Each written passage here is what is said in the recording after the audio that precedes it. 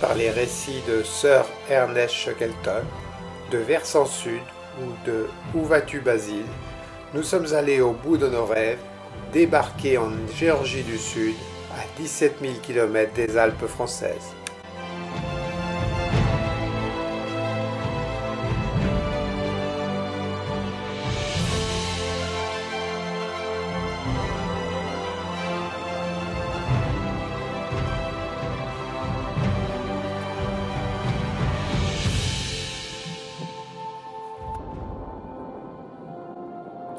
C'est avec le sourire que nous allons nous exposer à la fureur de l'océan austral. Vent arrière, poussé par des vents de 25 à 55 nœuds, la traversée fut éprouvante. Souvent couché, parfois comateux, de cette traversée je n'ai pas fait d'image. De ce fait, les quarts, de jour comme de nuit, furent assurés par mes compagnons alpinistes sous le contrôle des vrais marins du bord, Marie-Paul et Hugues.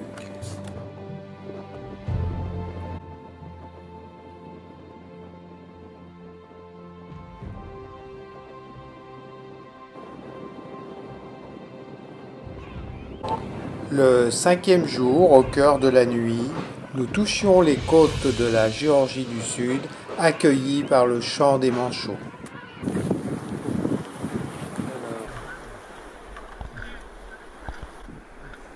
Enfin, le 18 septembre, nous débarquons en passant à distance des otaries cachés dans les rochers.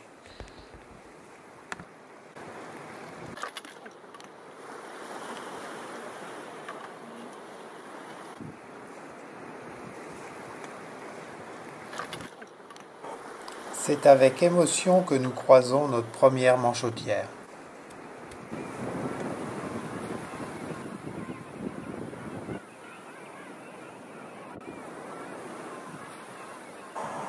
En signe de bienvenue, un ambassadeur, suivi de sa communauté, vient à notre rencontre.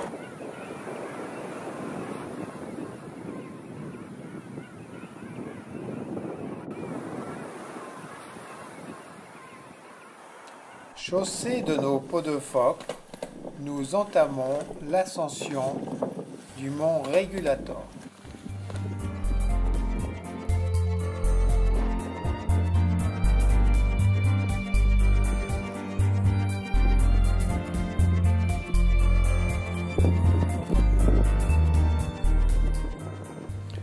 Descente sur Rightwell Bay dans la neige poudreuse.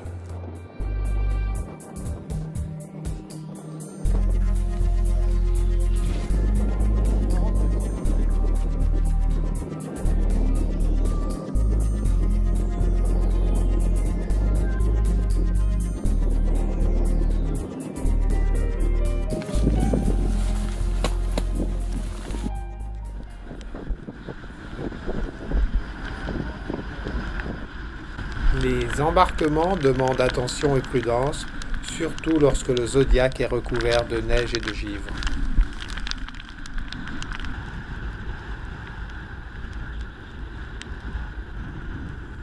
Le débarquement sur les rochers couverts de glace sera tout aussi délicat.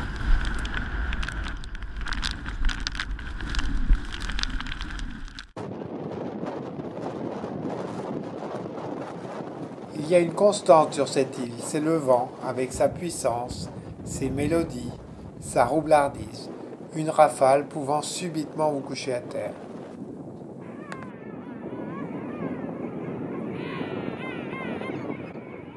Pour ce voyage, il faut être un peu givré. Cette fois, c'est fait. Pendant 2 heures, ce spectacle nous a fascinés. Pour rien au monde, nous serions remontés à l'abri sur le bateau.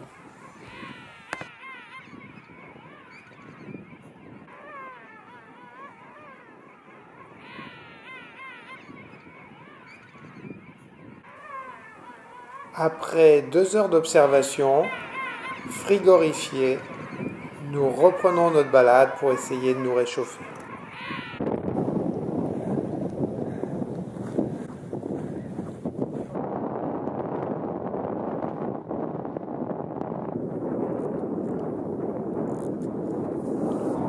De retour sur la plage, nous croisons notre premier éléphant de mer.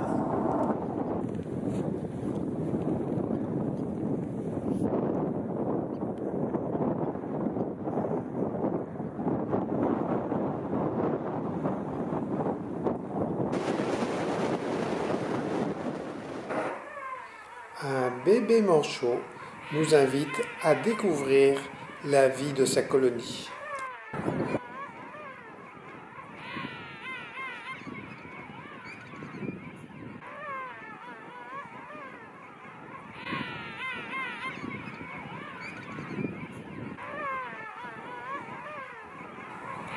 Regroupés dans une nurserie, les jeunes manchots se protègent des vents polaires.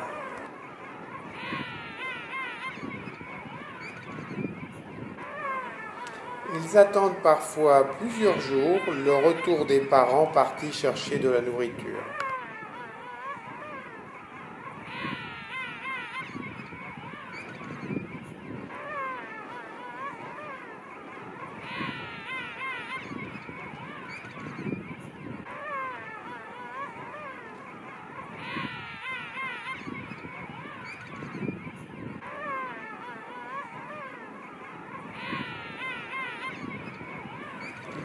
Ils se retrouvent grâce à leur chant, chaque individu possédant une signature vocale unique.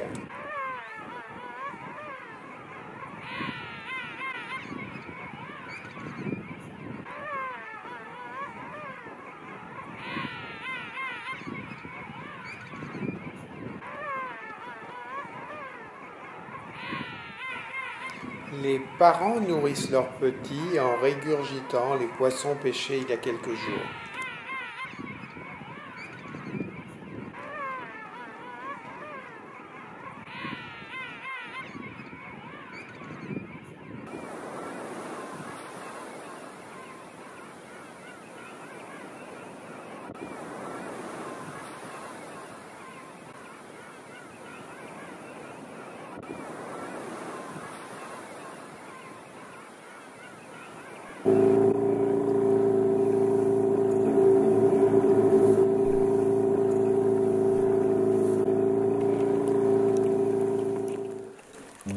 Nouvelle exploration sous un ciel plombé. En Géorgie, il y a 300 jours de mauvais temps par an. Elle est surnommée l'île du vent.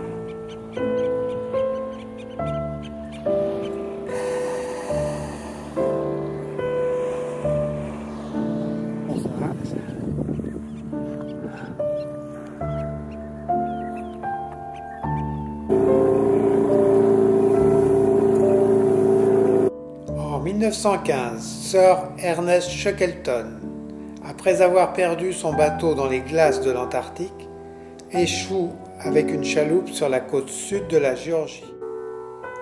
En 72 heures, avec 2 hommes, il traversera la Géorgie du sud au nord pour atteindre la station baleinière de Stromness.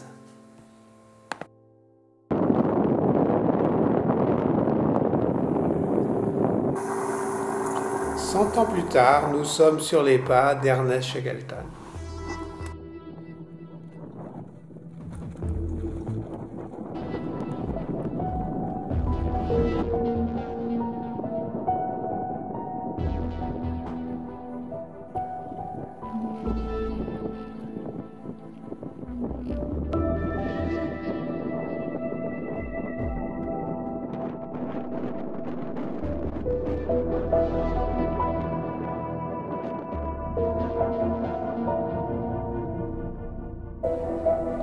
Au bout de quelques heures, notre progression sera rendue difficile par le vent et le mauvais temps.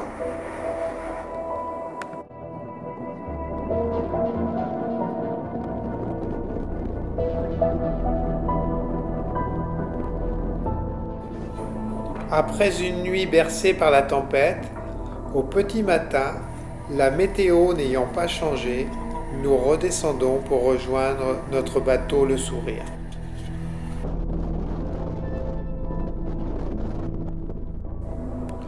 Pied de nez de la nature, quand on arrive sur la plage, le soleil est là.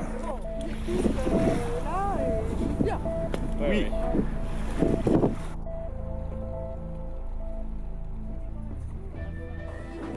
Nous profitons du soleil pour faire sécher notre matériel sur le pont.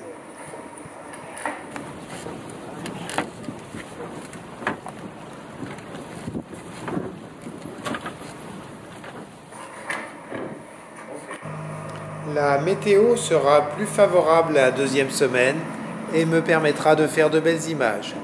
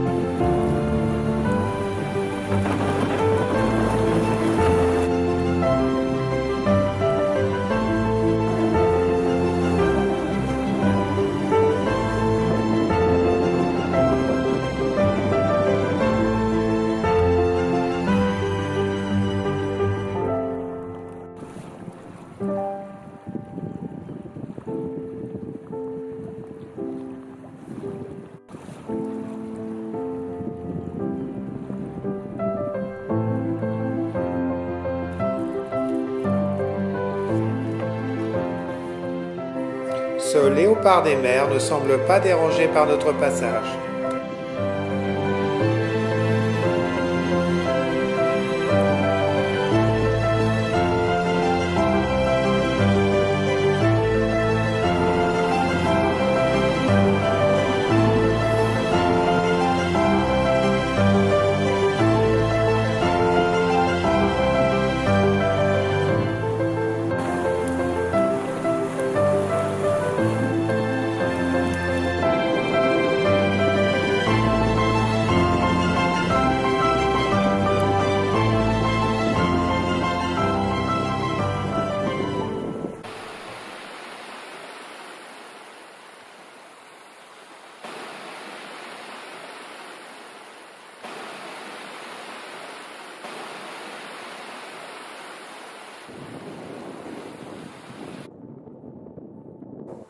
Collecte des glaçons pour l'apéro du soir.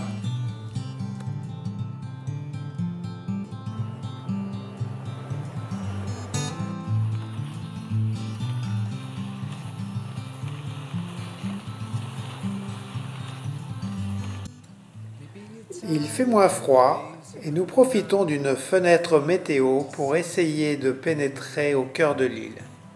Constant dragging and deceit, your hands been tied and there to greet a life that's bounded to a world that keeps on taking every day.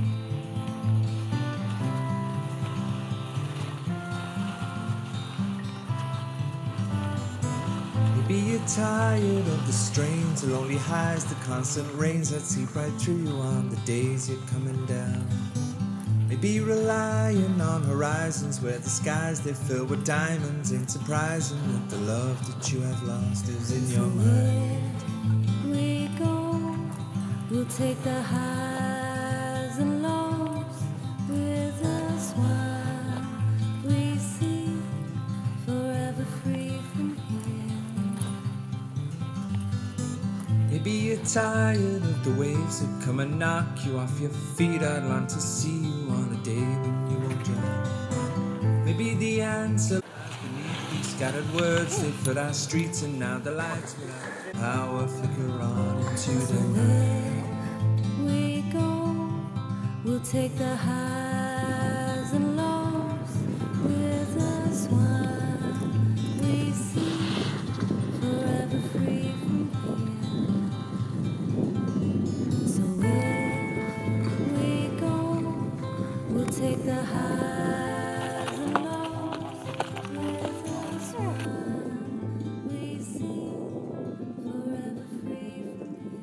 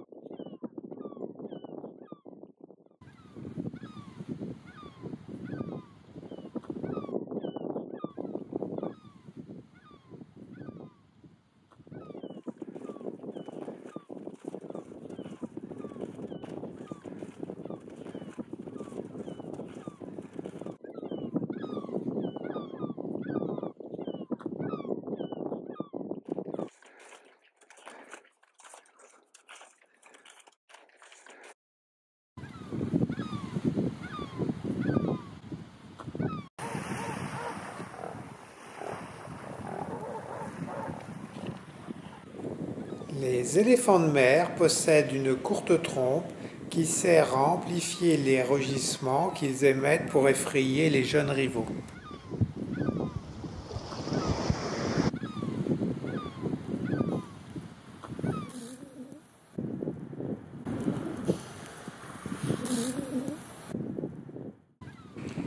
Ils peuvent se déplacer à une vitesse de 8 km/h.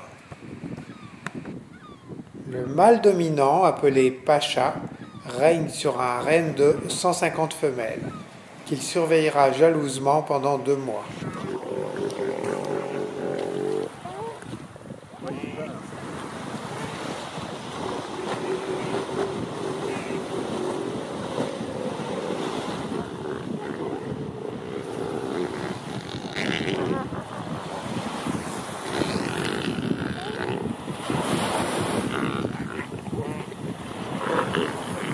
Dans les combats, les éléphants se cambrent et se laissent retomber de tout leur poids sur leur adversaire.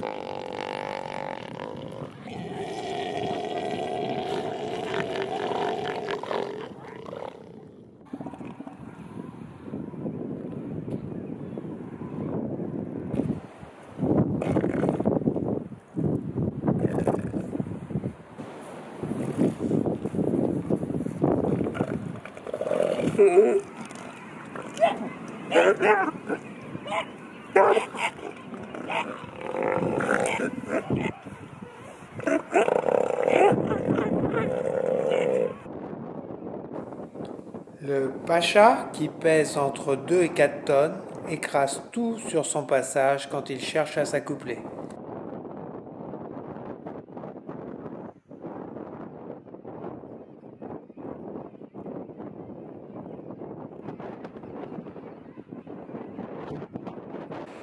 La gestation est de 9 mois.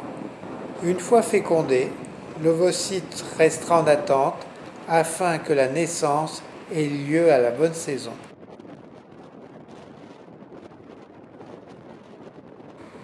À la naissance, le bébé pèse 40 kg. 23 jours plus tard, il sera sevré et pèsera 130 kg grâce au lait le plus riche du monde animal.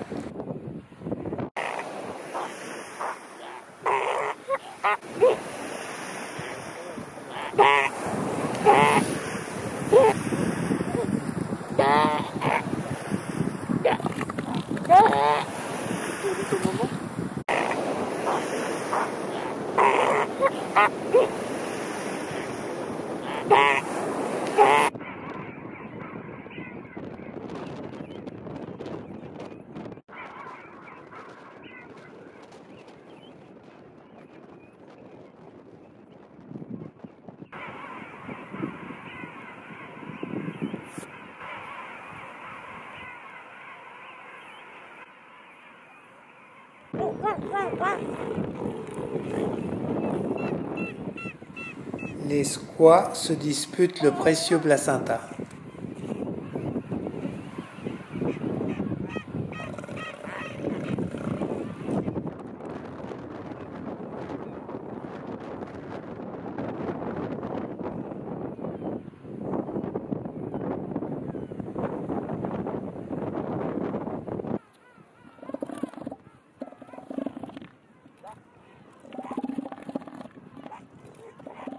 Le placenta, il intéresse du monde.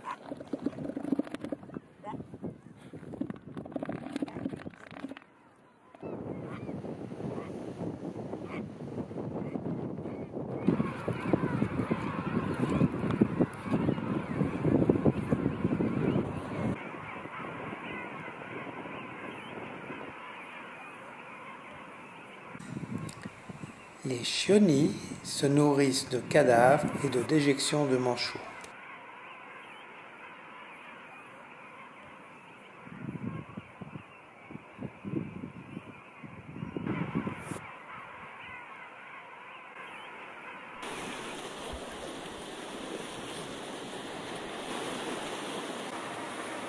Les pétrels sont des charognards qui peuvent attaquer de jeunes bébés éléphants.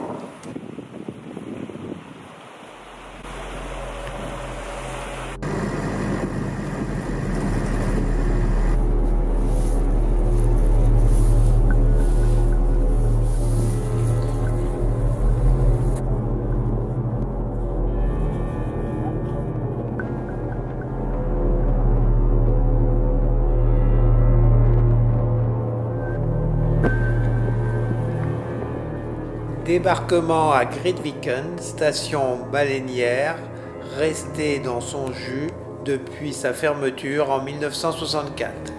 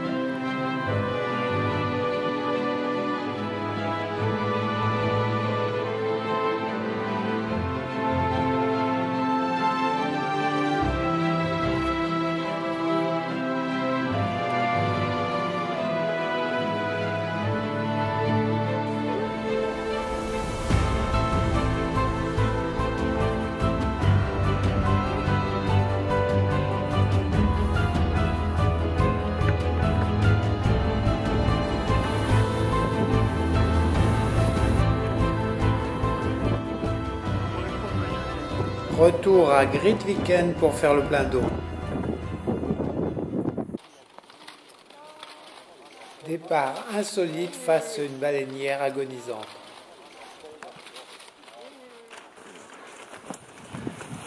Entre mer et montagne, nous sommes sous le charme du paysage.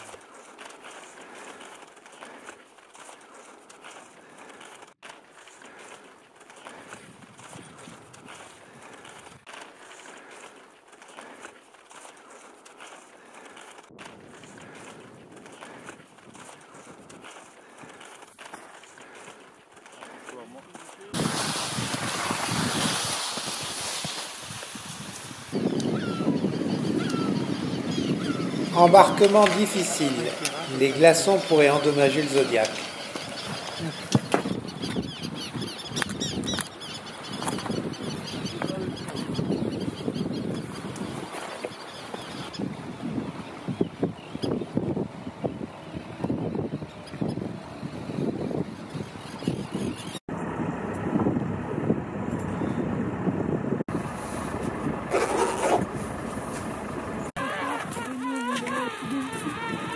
Début d'escalade en compagnie de Manchot Papou.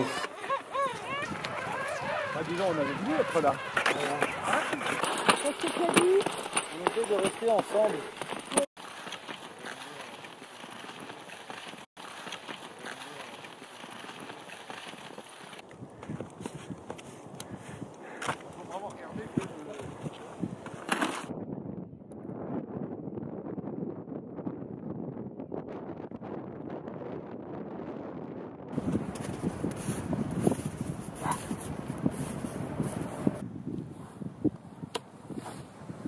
Ce manchot est interpellé par notre présence.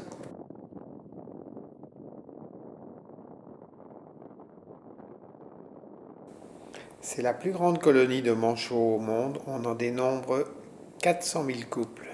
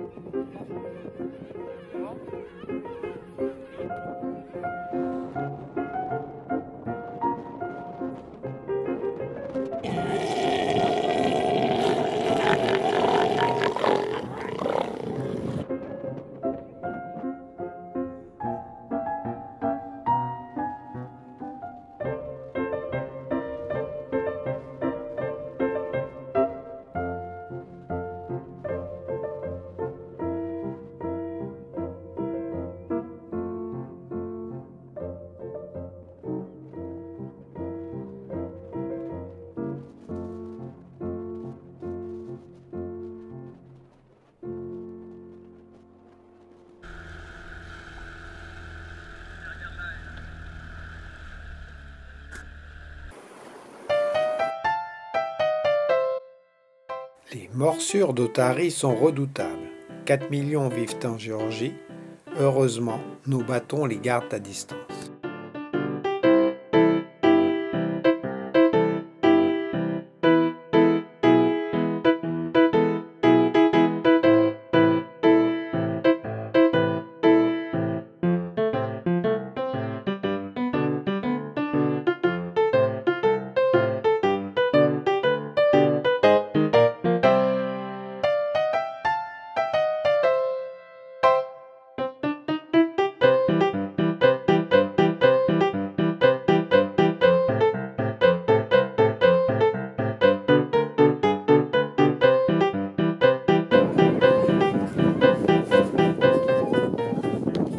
C'est notre dernière randonnée. Notre voyage s'achève avec la douceur du printemps.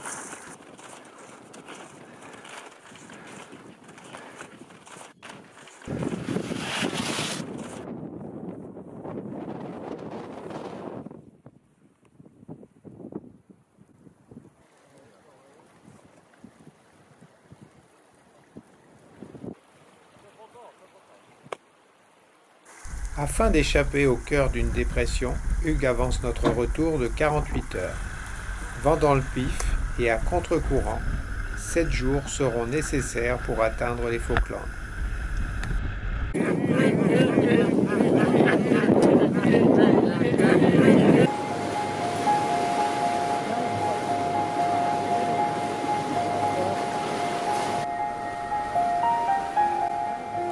Nous débarquons sur les îles Falkland au bout d'une semaine, heureux de retrouver la terre ferme.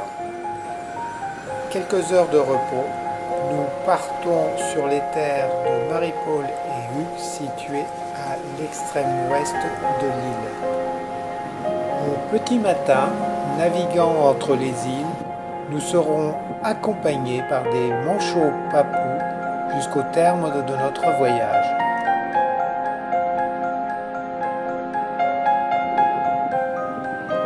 On a l'impression qu'ils se pressent de sortir de l'eau pour venir nous accueillir.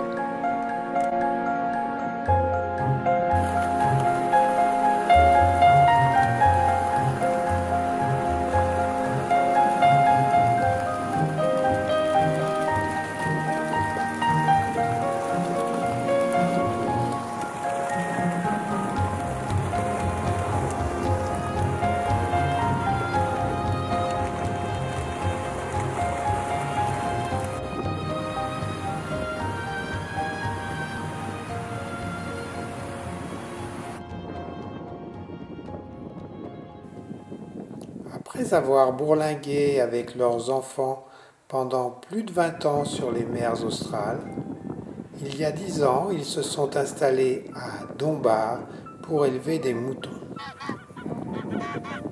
La plus grande colonie de manchots papous se situant sur leur terre, ils ont installé des clôtures pour les protéger des moutons.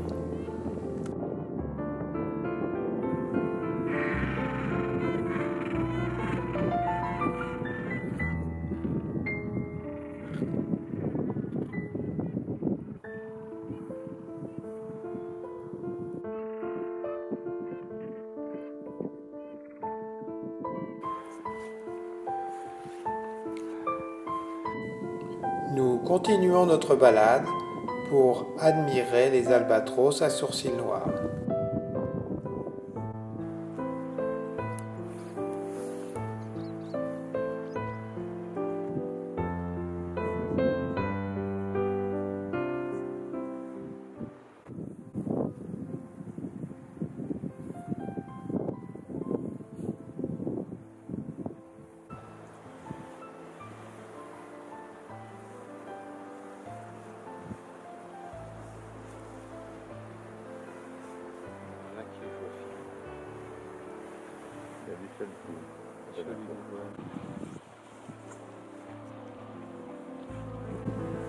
Il est préférable d'avoir le pied montagnard pour continuer la balade.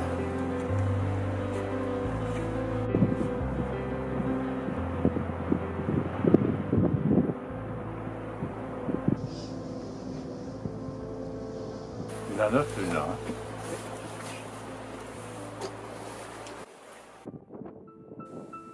Voici une autre espèce de manchot. Ce sont les gorfous sauteurs. Ils portent bien leur nom.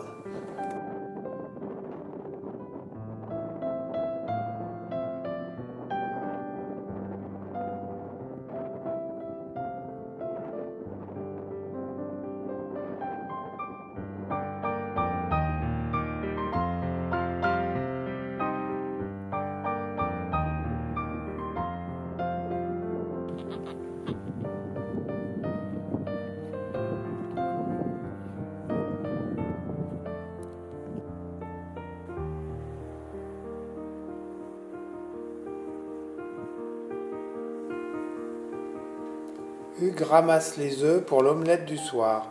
Ce sont des œufs d'oies sauvages. Ils vont avoir des Hugues et Marie-Paul sont intarissables sur la vie de leurs Ils protégés. vont s'occuper de leurs jeunes séparément un par un. Et après, quand ils vont commencer à lâcher les jeunes sont dans une espèce de morcelet, mais pas aussi fort que chez les royaumes. Ils seront par groupe de... En fait, les colonies seront occupées par des jeunes, mais qui sont déjà assez costauds pour pouvoir se défendre. Ah oui.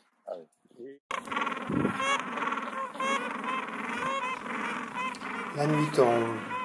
Les manchots papous sont encore en plein travail pour la fabrication de leur nid.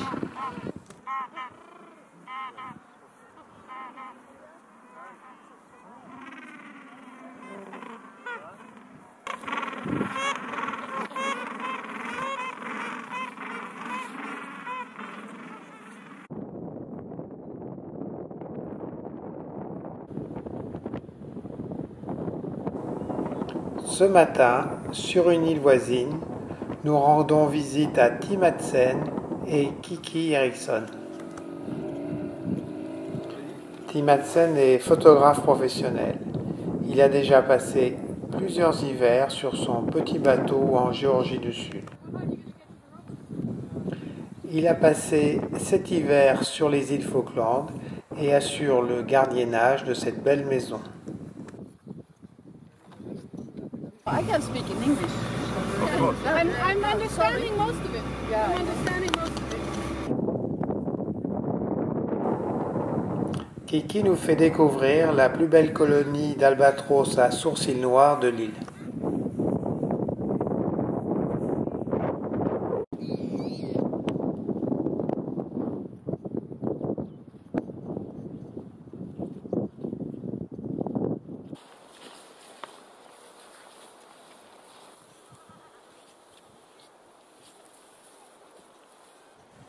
Nous nous faufilons dans le tussoc pour observer les albatros et les gorfous sauteurs. C'est la période des amours. Cet amoureux transi n'ose pas se déclarer.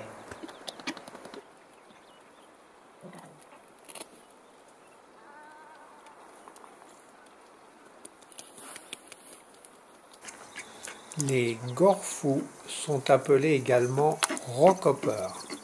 À la période de reproduction, ils partagent les falaises avec les albatros.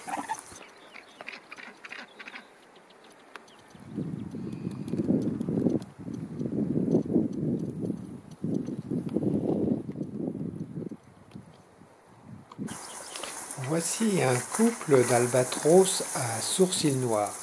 La femelle surveille la fabrication du nid.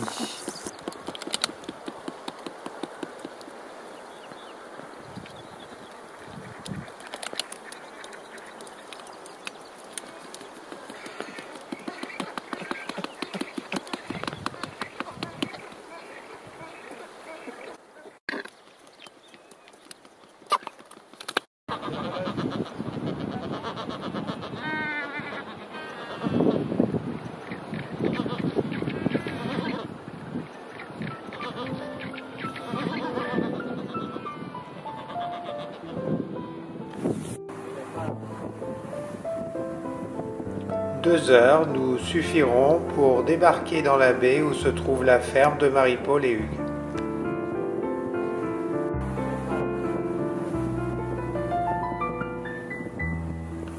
Dernier moment avec nos aventuriers du bout du monde et leurs 5000 moutons.